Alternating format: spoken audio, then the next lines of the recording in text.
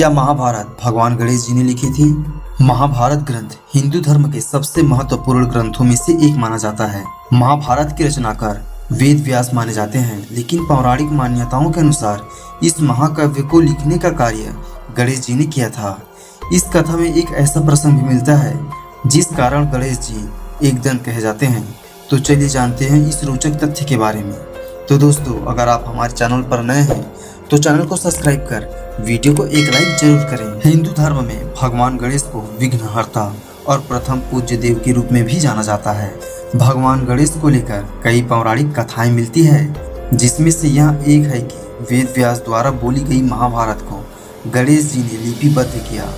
तो चलिए जानते हैं कि वेद व्यास ने इतने लंबे और जटिल महाकाव्य की रचना के लिए गणेश जी का ही चयन क्यों किया। पौराणिक कथा के अनुसार एक बार वेद व्यास हिमालय में ध्यान कर रहे थे, तभी वहां ब्रह्म जी प्रकट हुए और उनसे कहा कि वह महाभारत महाकाव्य की रचना करें, क्योंकि वेद व्यास एक ऐसे व्यक्ति थे जिन्होंने पूरी महाभारत देखी थी और सभी पात्रों को भली भांति जानते थे। इसलिए इस महाकाव्य की रचना के लिए ब्रह्म जी ने उन्हें ही चुना।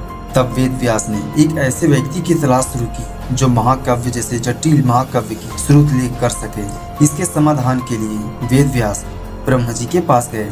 तब उन्होंने इसके लिए गणेश जी का नाम सुझाया, क्योंकि गणेश जी की लिखावट तेज और सुंदर थी। जब वेद व्यास भगवान गणेश के पास महाभारत की रचना का प्रस्ताव लेकर पहुंचे तो गणेश जी ने उनसे एक शर्त रख दी। उन्होंने कहा कि महाकाव्य तभी लिखेंगे जब व्यास उन्हें बिना रुके पूरी कहानी सुनाएंगे।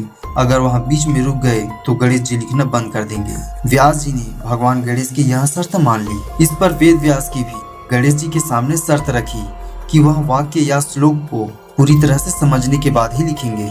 गणेश जी भी वेद व्यास की यह शर्त मानने को तैयार हो गए और उन्होंने महाभारत लिखनी प्रारंभ की। गणेश जी ने बड़ी ही तेजी के साथ इस महाकाव्य को पूरा किया। गणेश जी के लिखने की गति इतनी तेज थी कि वेद व्यास बोलते बोलते थक जाते थे। जब भगवान गणेश महाभारत लिख रहे थे तो बार बार उनकी लेखनी टूट जाती थी, जिससे उनकी गति में अवरोध उत्पन्न हो रहा था। तब उन्होंने अपना एक दांत तोड़कर उनकी लिखनी बनाई, ताकि महाभारत को लिपिबद्ध करने का कार्य सुचारू रूप से चलता रहे। इसी कारण भगवान गणेश एक दंत भी कहलाए।